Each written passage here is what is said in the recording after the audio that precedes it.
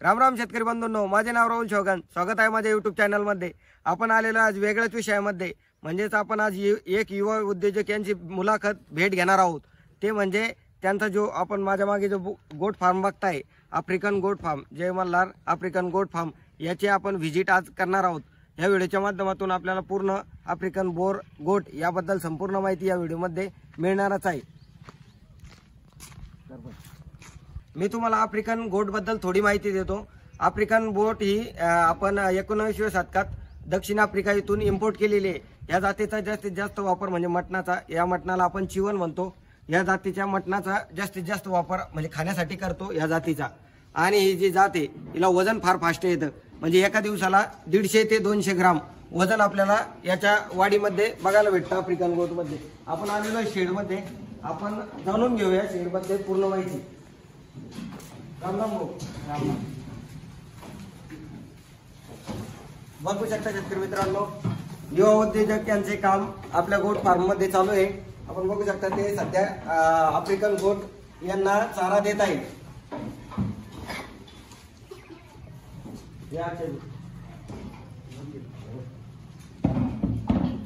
सर्वप्रथम आपलं नाव? माझं नाव अक्षय हरदाय टेपले, मुक्काम पोस्ट फार्म, तालुका फुलंब्री, जिल्हा संभाजीनगर. जिल्हा संभाजीनगर. आपण या गोट फार्मला कधी सुरुवात केली होती? हा आपला पारंपरिक व्यवसाय असून आपण काहीतरी बदल करण्यासाठी 2020 साली आपण ही एक म्हणजे पहिले आपण शेळीपालन करत होतो. शेळीपालन म्हणजे पारंपरिक शेळीपालन करत होतो. पारंपरिक. मग ही आपल्याला आफ्रिकन गोट बद्दल माहिती कुठून मिळाली? हे आपण असंच युट्यूबला मुलाखती हे ते बघत असताना आपल्या या जातीची माहिती पडली. जातीची माहिती. मग तुम्ही तुमचं शिक्षण वगैरे काय झालेलं आहे? माझं वेटरनरी डिप्लोमा झालेला आहे. मी प्रॅक्टिस करतो वेटरनरीची. म्हणजे तुम्हाला याबद्दल संपूर्ण माहिती असेल, रोगराई याबद्दल.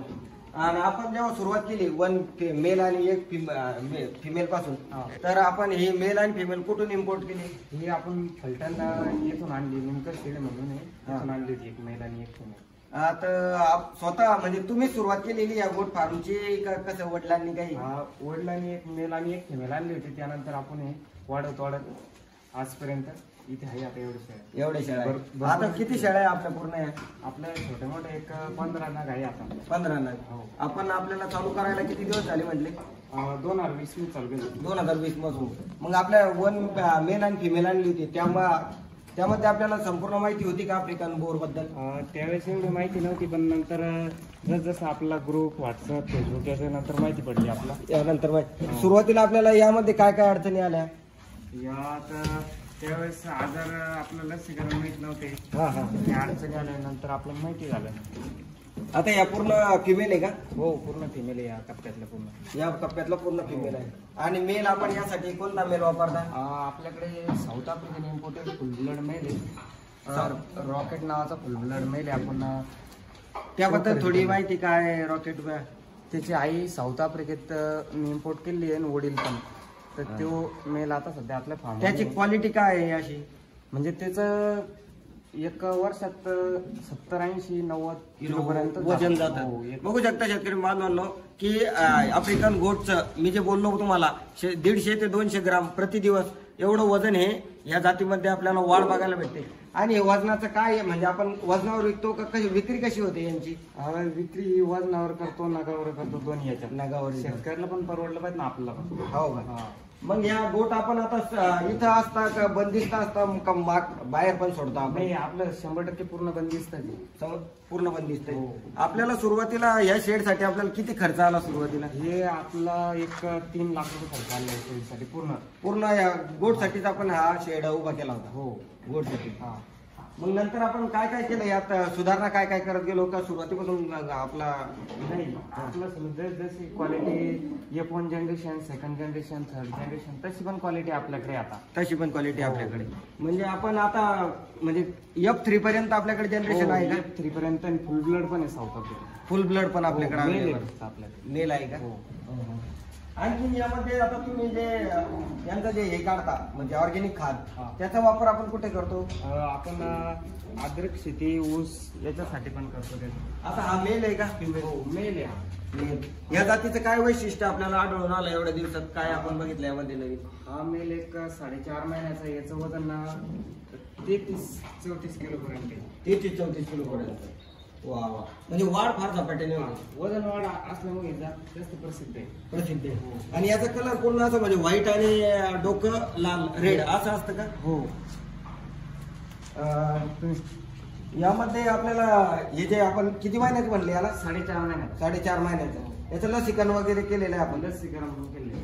आता याचं वजन किती सरासरी? एक 30 ते 34 kg. 30 ते 34 kg. आपण याला विक्रीसाठी केव्हा म्हणजे कधी रेफर करतो? हे आपण आलं कस्टमर तर द्यायचं नाही तर आपण ईदसाठी मेल तयार करत असतो.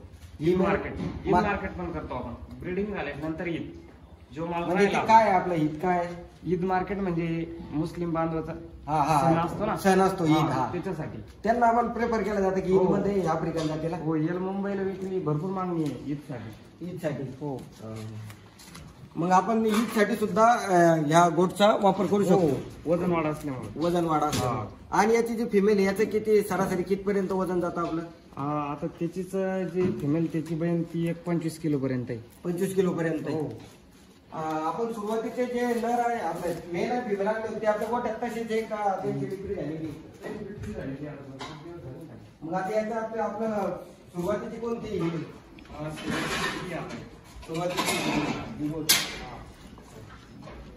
याचं खाण्याचं नियोजन कसं आहे आपलं? काय काय खाद्य देतो आपण? सकाळी आपण याला गोळी पेंट, मक्का आणि नंतर मुरघास.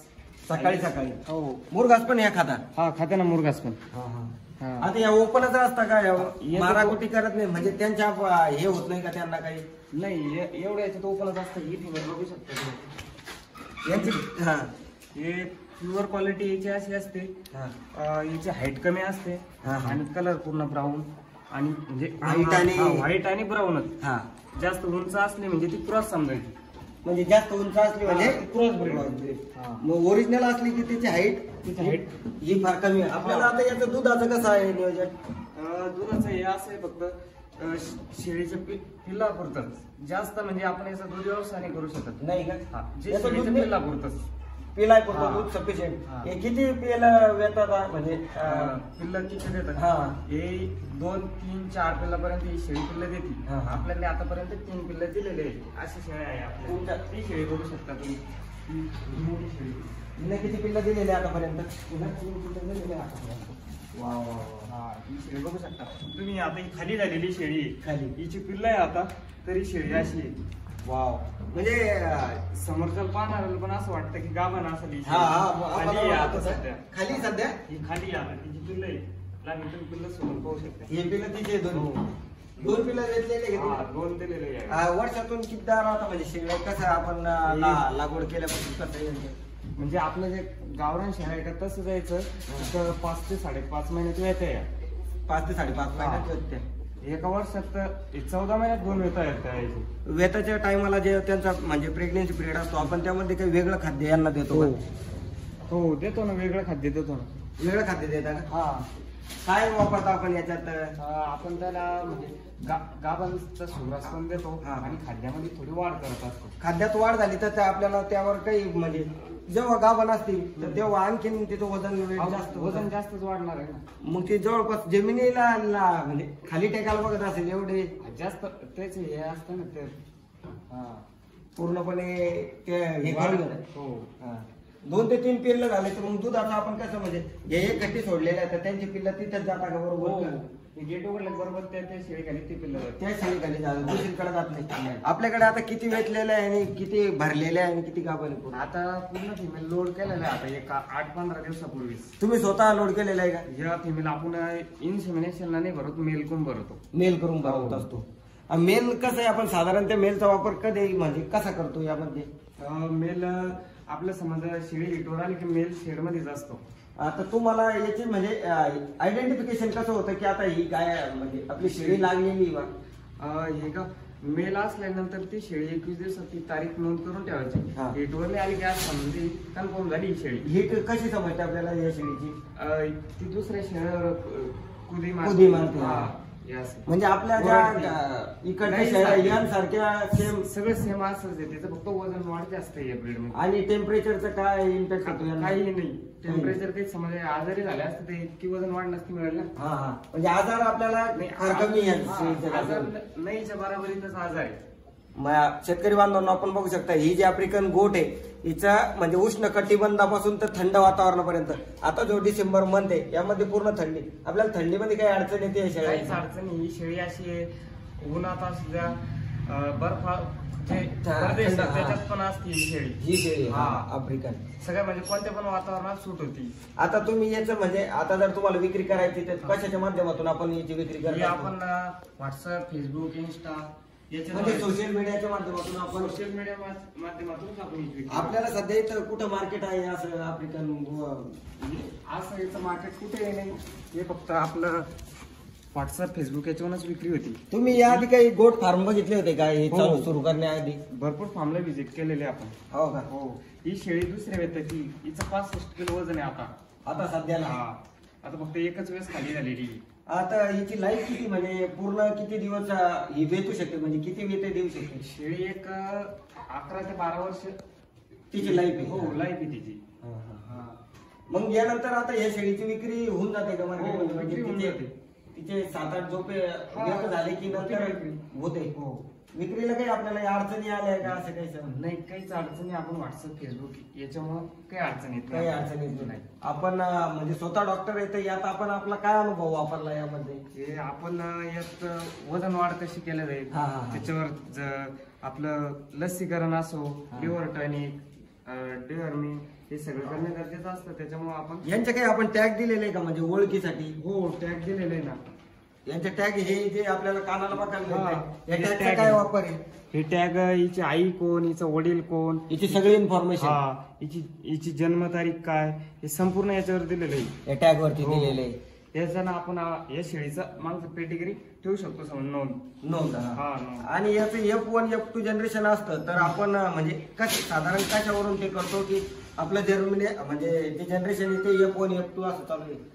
आता समज ही शेळी आहे, हिला कधी फुल ब्लड साऊथ आफ्रिकन इम्पोर्ट मेलला क्रॉस केलं ती अशी क्वालिटीची फिमेल तयार होईल. फर्स्ट जनरेशनची फिमेल ही फर्स्ट जनरेशन. आणि म्हणजे यात छान कोणते असते F1, F2, F3? आता कसं आहे प्रत्येक जनरेशन मध्ये म्हणजे जसं जनरेशन पुढे जाईल तशी वेगवेगळी क्वालिटी तयार होते. आपल्याला जेव्हा ही आफ्रिकन बोर ही वेचत असते यामध्ये आपल्याला मेल भेटेल का फिमेल भेटेल म्हणजे याची काही शाश्वती असते का नाही? हे तसं नसतं. जास्त तरी मेल फिमेल म्हणजे दोन्ही पण होऊ शकते. याचं काही असं नाही. याचे काही असे डोसेस आहे का वेगवेगळे की आपण ते डोस भरले की मेल आपल्याला भेटेल असं काही? तसं पण करू शकतो, पण आपण अजून तसं काही आपल्या शरीरावर प्रयोग केला नाही का? नाही. पण आपण मेलचा जास्त म्हणजे यात फायदा आपल्याला मेल पासून जास्त आहे का फिमेल पासून जास्त आहे? विक्रीला म्हणलं तर छोटे कधी फिमेल विकायची फिमेल मागतात, मेल थोडा स्वस्त जातो. मेल थोडा स्वस्त जातो. आपण आता साधारण किती वर्ष झाले? आपल्याला 2 वर्ष झाली. तर आपण किती विक्री केलेली यामध्ये?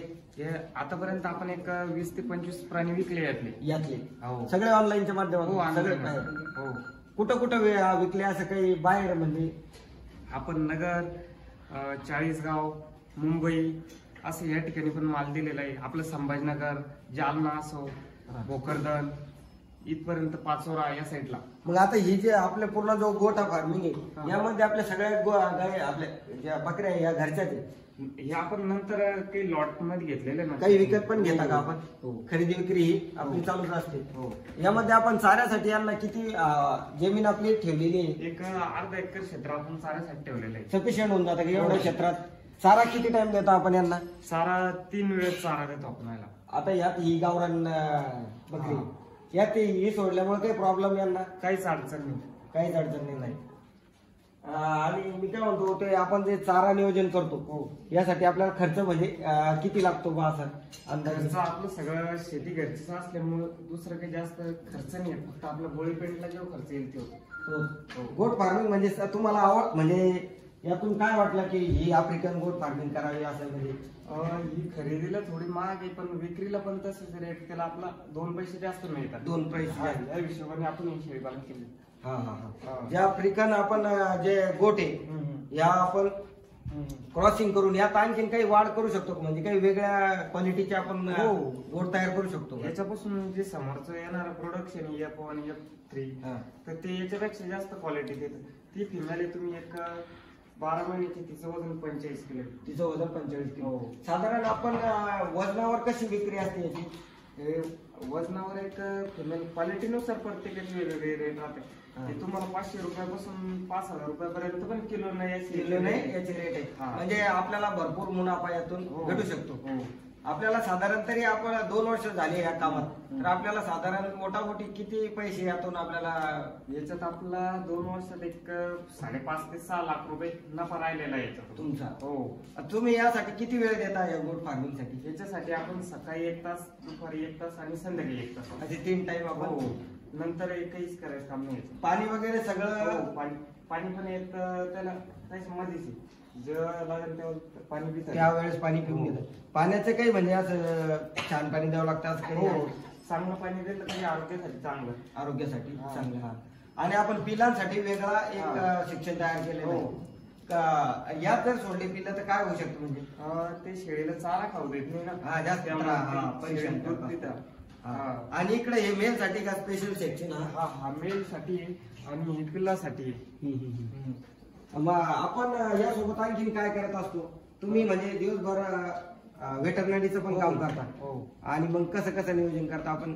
हे मी असलो तर मी बघतो आणि नाही तर भाऊ वडील कोणी पण म्हणजे याच्यावर लक्ष देतं. यावर घरी नसलो तर तुम्ही घरी नसले तरी यावर लक्ष.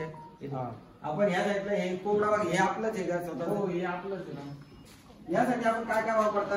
यासाठी आपण जास्त तरी ऑर्गॅनिकच म्हणजे त्याला मेथी घास, पालक बघू शकता शेतकरी बांधवांनो आपण कोंबड्यांची साईज. कोंबडे किती वजनापर्यंत आपल्याला बघायला भेटलेली कोंबडी? एक आता सध्याला तरी एक 3 kg प्लस असेल. 3 kg प्लस? 2.5-3 kg. यांचं काही असं वेगळं आपण म्हणजे खायचं काही करतो का? नाही, आपण जास्त तरी याला मेथी घासाचा वापर करतो आणि त्याच्यासोबत मक्का बारडा आणि पालक हे पण देतो. म्हणजे आपण स्पेशल काही बघत नाही कोंबड्याला? स्पेशल तसं काही हे नाही. आता सुरुवात केलेली का आपण याची? हो, आताच एक आपल्याकडे 15-20 आहे आता सध्याला. 15-20. आणि हे अंड यांचीच निघता का? हो, किती कशी निघताय? 6-7 कोंबड्या आणि बाकीचे कोंबडे. बाकीचे कोंबडे? हो, आपण अंडे फक्त घरी खायापुरतेच कोंबडे ठेवलेले आहे. काय बोलते? वा वा. म्हणजे सोबत सोबत तुम्ही चालू करायला बघताय म्हणजे कोंबड्या याच्यामध्ये? आणि आपण जे आफ्रिकन बोरचं बघितलं तर आफ्रिकन बोर मध्ये आपल्याला जर शेतकरी बांधवांना आपल्यासोबत कॉन्टॅक्ट करायचा असेल तर आपल्याला कसा कॉन्टॅक्ट करू शकता ते? माझा नंबर देतो मी तुम्हाला. नंबर आपला एक नंबर सांगा. माझा नंबर 9130 84 52 01. अक्षय ढेपले व्हॉट्सअप नंबर आहे. व्हॉट्सअप. हा, शेतकरी बांधवांना आपण व्हॉट्सअपच्या माध्यमातून म्हणा किंवा कॉलच्या माध्यमातून आपण अक्षय भाऊ ढेपले यांच्याशी कॉन्टॅक्ट करू शकता. म्हणजे आफ्रिकन गोट बद्दल आपल्याला इन्क्वायरी असेल किंवा सेल किंवा परचेस करणं असेल तर आपण अक्षय भाऊ ढेपले यांच्यासोबत या गोट फार्म बद्दल आपण इन्क्वायरी करू शकता. अक्षय भाऊ, आपण जे मार्गदर्शन दिले त्याबद्दल मी आपला आभारी. धन्यवाद. तुमचे पण धन्यवाद.